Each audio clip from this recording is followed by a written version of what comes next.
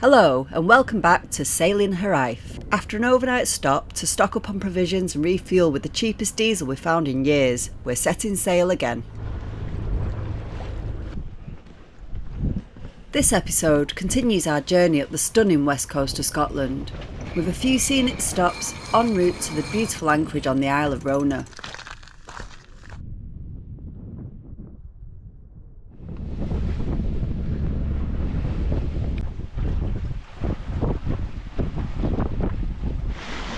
Well, we've left Mallaig and we're heading north up through the Sound of Sleep towards Kyle Rea and then underneath the Skye Bridge.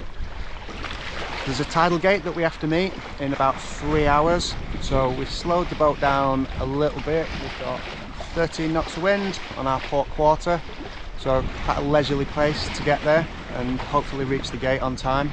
There's some quite strong currents coming through there. As you can see behind me, the weather looks quite nice today, but as we're heading north up here, it looks a significantly different picture. As you can see, I think we're going to be into some wet weather. This morning when I woke up I didn't feel that great, and I still wasn't feeling 100%. The water was calm and the motion of the boat was smooth, but I was feeling a little bit seasick. And as everybody knows, the best cure for this is an unsympathetic, camera-wielding husband taking the piss. You feeling a bit green, Sal? Bit green? Bit green, are you? Bit green? Got a cup of tea? Yeah.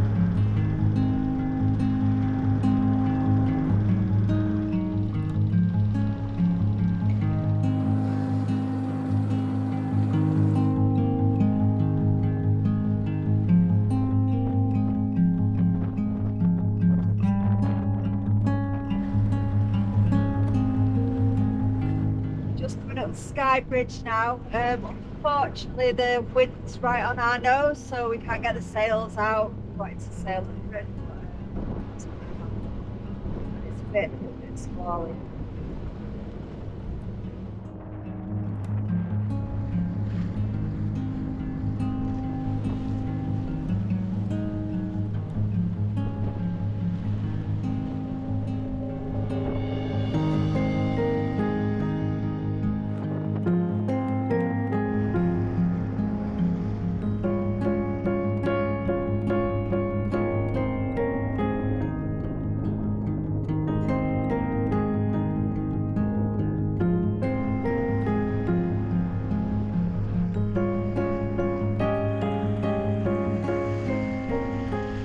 As we navigate beneath the bridge and into the Sound, we're heading eastward and on our way to Plockton.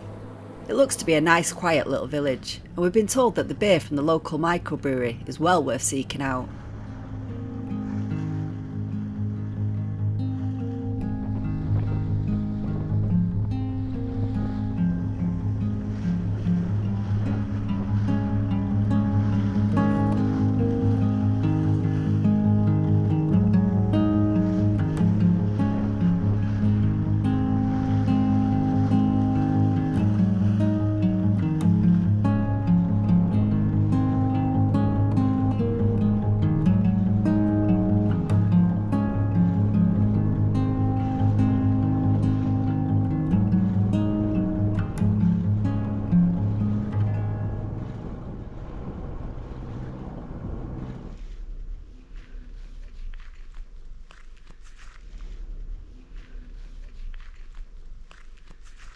Well, here we are, ashore at Plockton. It's time to stretch our legs and get those important tasks dealt with.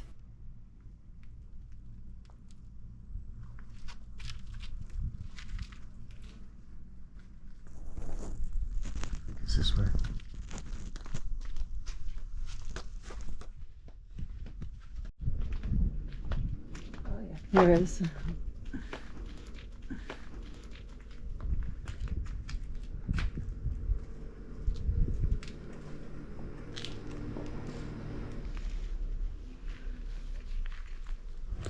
So we weren't able to buy any beer directly from the brewery. We wanted to get some bottles, but we did manage to find the local pub, sold it on draft, so cheers.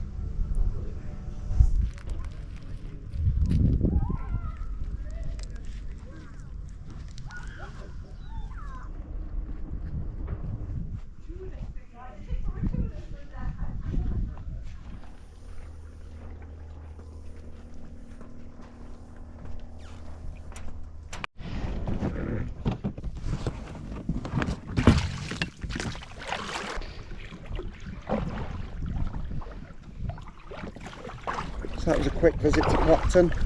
It's quite a pretty little village, not really much going on. Lots of posh English people. But yeah, we managed to see the brewery, managed to score some beer in the end from the local shop. It's not really a shop, but it sells a few bits, and we got some beer. So heading back to the boat, and we're going to be going up the coast for about 10 miles. Just to another little anchorage where we can get some peace, get away from everyone else for a couple of days, and just chill out.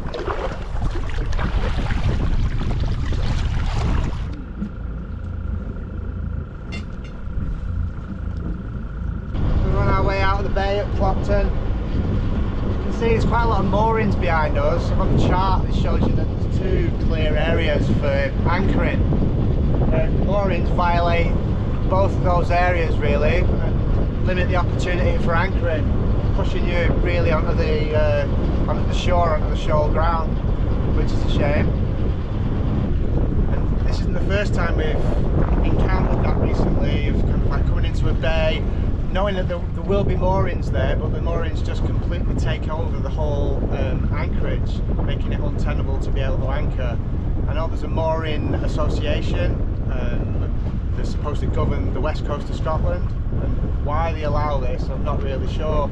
It just kind of spoils it for everybody else, and either forces you to jump on a mooring, or you know, puts you in a difficult position of being able to anchor or find somewhere else.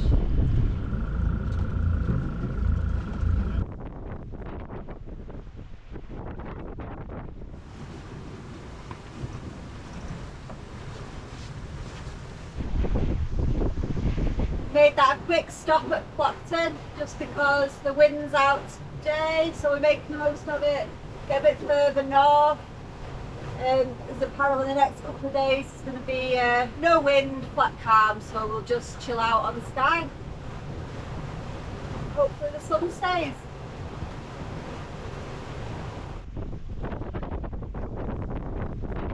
Yeah, let's just sail out.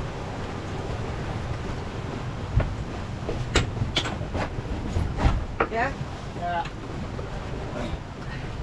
Should do from here. Ease the head sail a little bit. We'll tease this out. Just a little. So, One. Okay. come off the wind a second while I try and sort this out.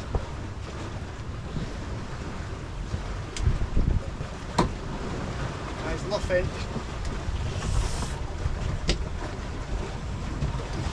What do you do about this? Just jump on the helm. Just stay that course. Got it? Yeah. Careful.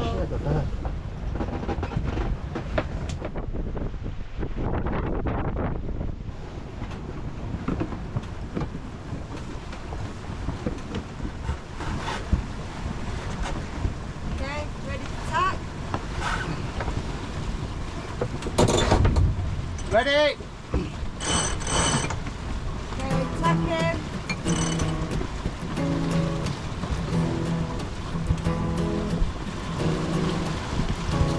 Hey-ho!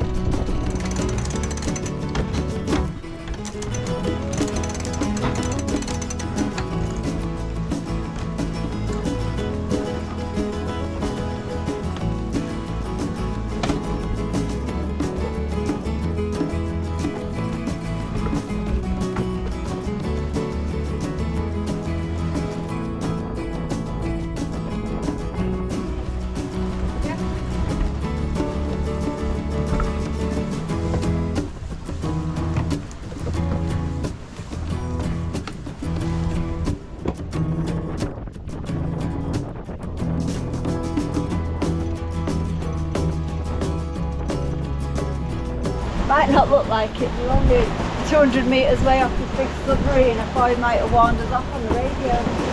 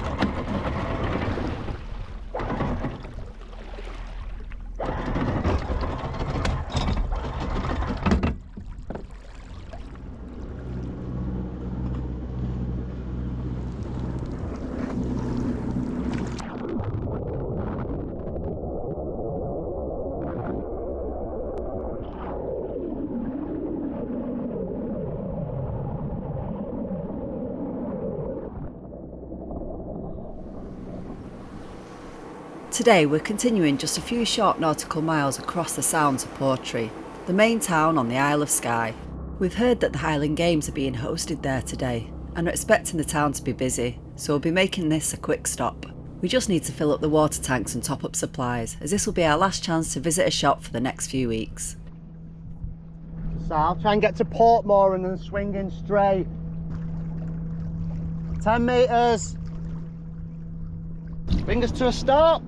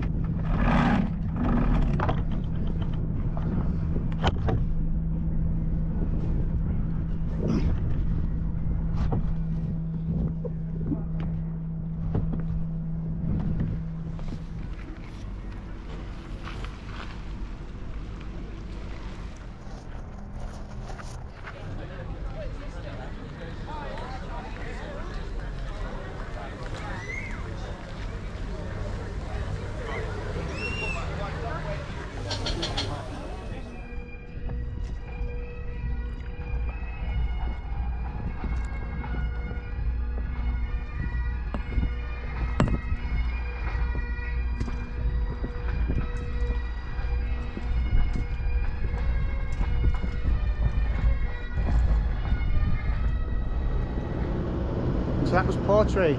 Pretty hectic today with visitors from the Highland Games. It was a shame that most of the town were closed off, but we were in and out of there pretty quickly. And now we're heading further up the Sound to the Isle of Rona, where we're going to wait there for a couple of days for the weather to take us over the top of Skye and out towards the Outer Hebrides.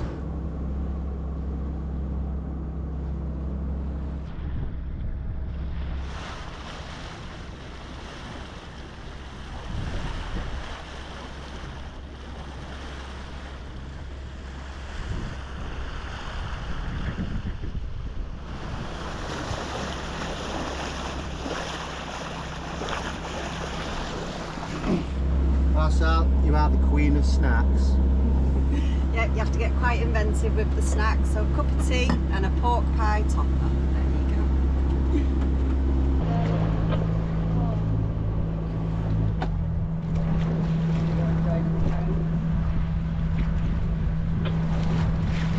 Hey, just right out.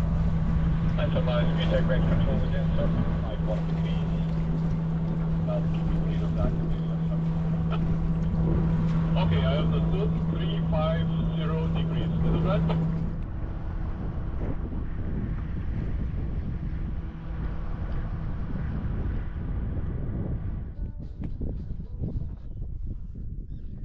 Okay.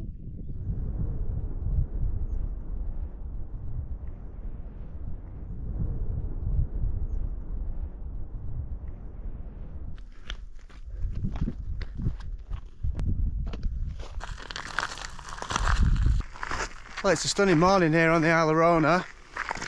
We're just taking a quick walk up to the Trig Point, where hopefully we'll be able to get a good view of the whole of the island.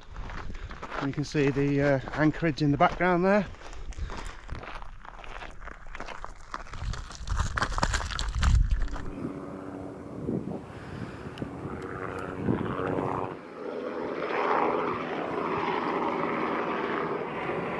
And here we are at the top. The view you can see is facing east and you're overlooking mainland Scotland. As we pan round to the south, you can see the bay your life's anchored in. And over to the west, you've got the Isle of Skye. The open water ahead is the route we're taking to our next destination on the Outer Hebrides.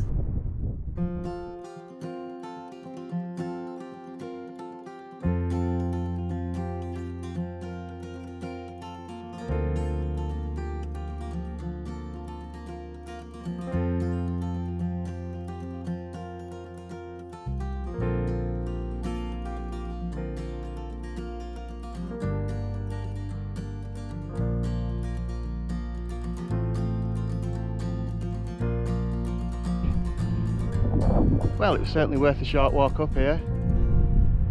What a beautiful day. Well, time for some breakfast and then we're going to get some sailing done.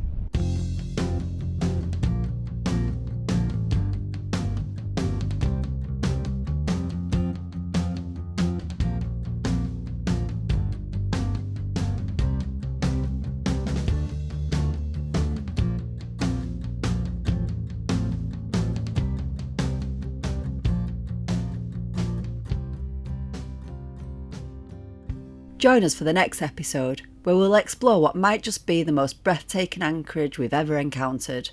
And for those familiar with our travels, you'll realise that's a pretty bold claim.